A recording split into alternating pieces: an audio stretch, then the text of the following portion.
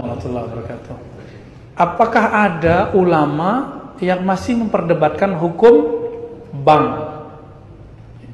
Mau denger nggak nih? Ya, ini pahit ini ya. Ini berat tapi saya wajib menyampaikannya. Ada yang lulusan Al-Azhar nggak? Ada yang pernah ke Mesir nggak?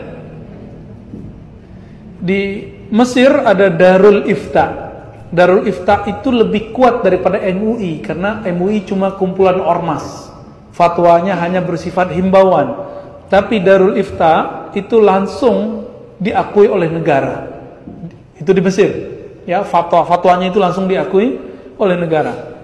Ulama Mesir tahun 82-83 mengeluarkan fatwa bank itu apapun namanya haram. Alasannya apa?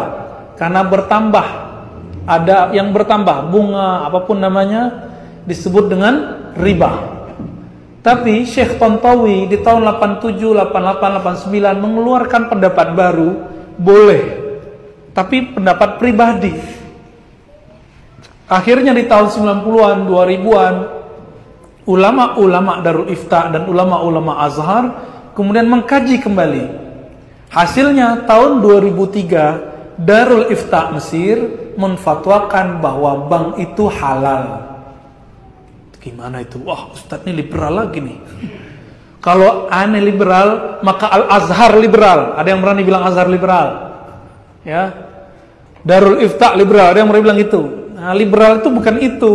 Liberal itu yang ngomong agamanya nggak pakai kaidah. Itu baru liberal namanya.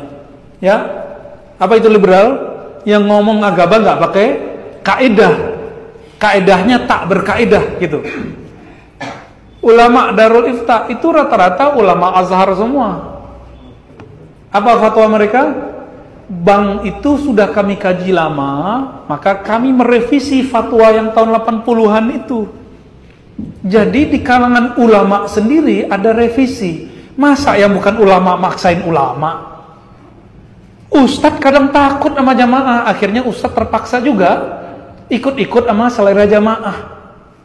Tapi kata guru kami ya, menanggapi perdebatan itu, Syekh Ali Mustafa Yaqub, Kiai Ali Mustafa Yaqub itu punya buku. Ada ikan tuna kok pilih bawal gitu. Ada ikan apa yang gede-gede itu? Ikan kakap kok pilih teri. Maksudnya apa? Udah ada bank syariah kok masih terjebak bank konvensional, meskipun ada ulama yang membolehkan bank konvensional. Jadi, gimana sikap kita terhadap persoalan bank?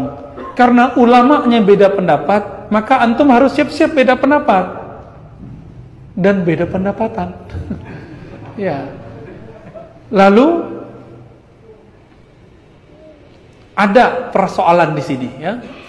Saya melihat, memandang, meneliti, mengobservasi orang-orang yang mengharamkan bank, gerakan anti riba ini nggak kafah juga.